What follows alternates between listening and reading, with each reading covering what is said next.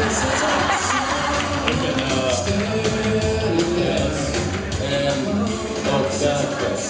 think I speak for all of us when I say,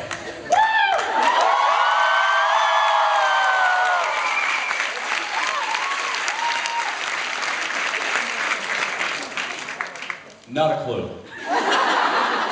I don't know. I mean, I guess it kind of sounds. yeah, that's how is there proof that it's me? That's it? You're just going on, oh, I think that sounds like him. Right, because I've been recorded so much. I gotta be honest, I don't know. I don't have any recollection of that. If you showed me video of it, maybe. I'm serious, I'm not, if it was me, I'd be like, you got me.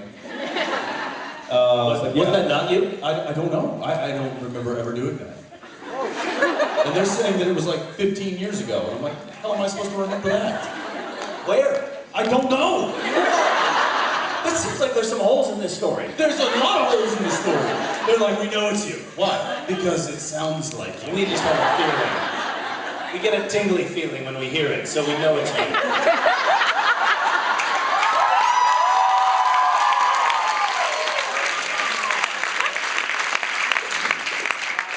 Well, I'm glad we cleared that up. And thanks for that. Forgive me, Jensen. Yeah, you're marked. Wait, didn't you do Harry and Sally? Harry and Sally? Yeah. You. Well, he's got a Leviathan in his pants. Which I don't know what that means. All right, I'm gonna move on. Hi. I'm Holly number 2.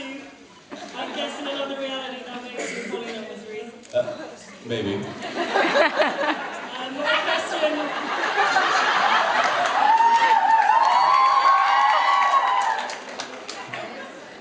Allow me to explain to my friend here. I mentioned that before I was born, they didn't know whether I was a boy or a girl, and that they had the girl name picked out, but not the boy name, and the girl name was Holly. Fascinating. When did they figure out that you were a boy?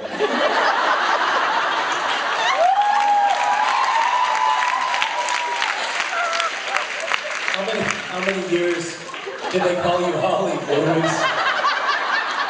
was Holly for a good 6 or 7 years. And then, yeah. Hi. My question is for both of you. Do you think, either of you, that Dean has forgiven Castiel yet for breaking Sam's rule, opening purgatory, all of that? No. Do you think he ever will? I don't know. Not this year. Maybe next year we'll have to see, but yeah, I can tell you now. I think he has. Wishful thinking. Thank you. Thank you. Hi. Mine is more of a request. Both of you in the... You have a moment of feeling anxious when you hear that, right? My initial reaction, You probably should be. Both of you talked about the beautiful, special moment between Dean and Castiel, in which Dean handed over his trench coat and how lovely and well he kept it. And Jensen was saying how it was difficult for Misha to say out loud, to act a line. It's always difficult for me to. Sorry. I was wondering if you kind of could reenact that scene, and if you need help for props as a trench coat, I play a beautiful trench coat. For censorship purposes, I believe that Misha said something along the lines of, "This is the most unmanly scene the show has ever filmed." Oh, it's okay. Just trying to be a little PC. What? No, I'm just, it's like, well, in this case, it did. And it was, what was the line that we had to edit something. We couldn't get past. There was a certain line that we couldn't say. It was so out of character and horrible. No, I mean, there was something, no, I think that they ended up cutting that out, but you said something like, I guess I maybe always thought that you were going to come back or something like that. Yeah, but there was stuff that was written in that scene that was really tough to say. When you say it out loud, it's like, wow. I would never say that to another human being, especially a man. Yeah, I mean, the line as it was written, I don't know it exactly verbatim, but the sort of paragraph that you had to say was something, it was something like, I've been cuddling up with this every night so that I could smell you. I mean, it was really... Essentially, like, the dialogue would have gone perfectly along with me doing this.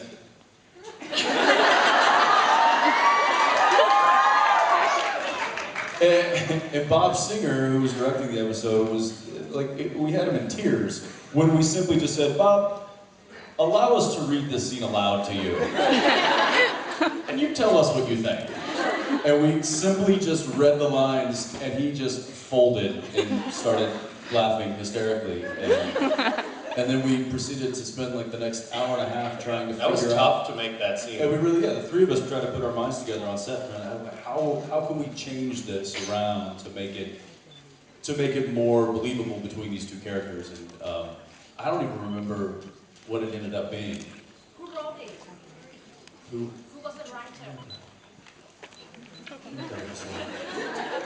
Ben. No. Sarah Gay. I think it was Sarah. Sarah? I think it was Sarah. Which would make sense. That's right. Because, you know, she's a girl.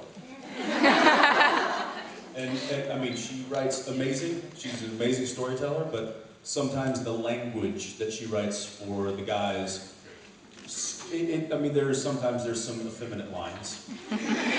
And I don't think it's to insult of her. I think it's just, you know, it's the way she writes. And when two men are standing opposite each other saying, I guess I just really hoped you would come back someday.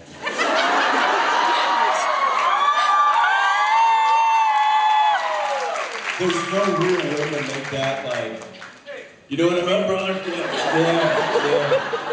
Well, you're back, so good to see you. And I think I almost did it like that. It was like, yeah, I guess a part of me just maybe thought you might come back. I don't know. Yeah, right. Here's your stupid code. Yeah. That I kept folded and carried with me. Yeah, and Bob's like, could you present it so we can see the collar and make sure that we know that it's not like, yeah, because I would have it here anyway. Anyway, that was one of those brilliant moments of Supernatural that, you know, we get to laugh about. So, thank you very much. Hi. I'm Elena, and I think you are amazing. That's actually true. Sorry for my English. I don't speak English very well. Were you the one that told Jared he was amazing earlier? Yes, Did you tell Jared he was amazing at the autograph line? No, she's like, no, I would never say that. Okay, because somebody came up to Jared at the autograph line and said, You want to recreate it? Yeah. And I kid you not, this is what we heard. I'll be Jared. I just want to thank you so much for being so amazing. You're welcome.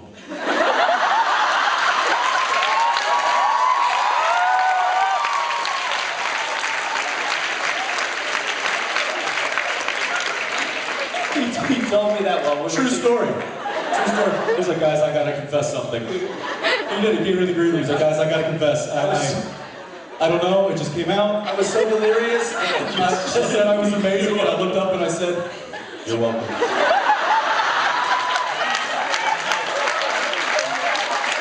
He told me when we were doing our duo photos earlier. He told me that, and we had to take a 10-minute laughing break. Where tears were on both of our faces.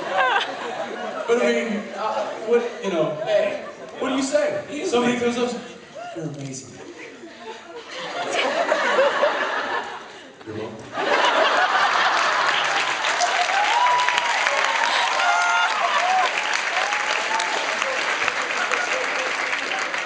And you're amazing for knowing that.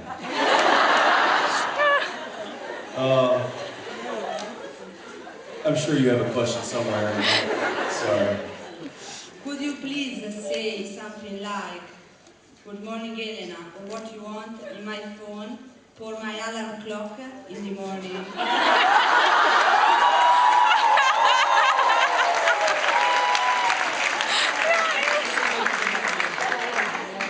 us to record something? I don't understand. Okay, but I assume that I know what I'm doing right now. Do you understand what's happening? I think I understand what's happening. I think I understand what she wants. I'm not sure I know what she's going to get. So you want something sort of like to wake up to start your day off in the right mood.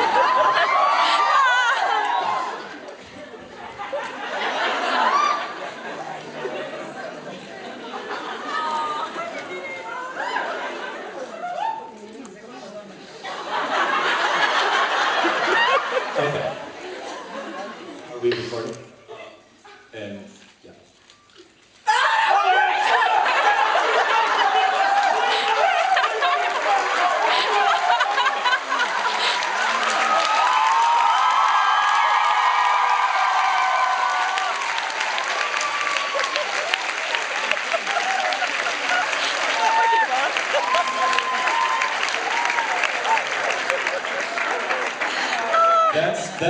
That's gonna be her alarm one time. And then she's gonna wake up going, well, that was a bad idea. I'll go back to, hi, it's time to get up now. Thank you. Yeah, anytime.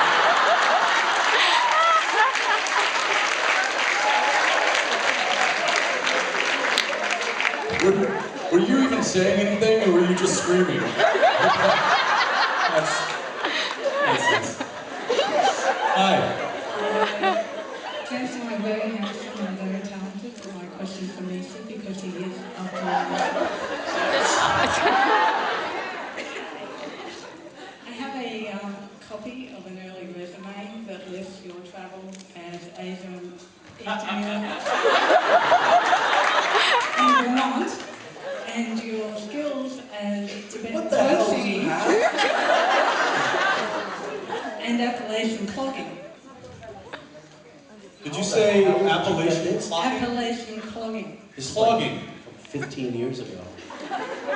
Yeah, 15 years ago, Misha was an unemployed actor, and when you're an unemployed actor in Los Angeles, you make shit up. I'm sorry, dickhead, but I did do a regional commercial for McDonald's that's listed here. What are your list your special skills? Okay.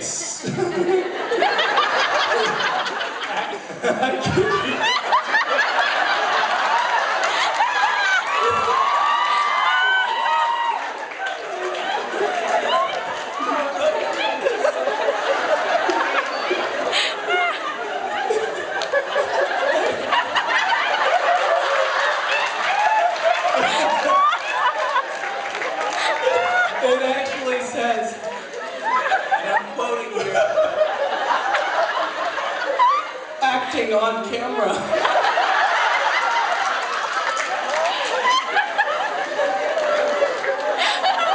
If you're looking to hire me as an actor, I do have special skills in acting on camera.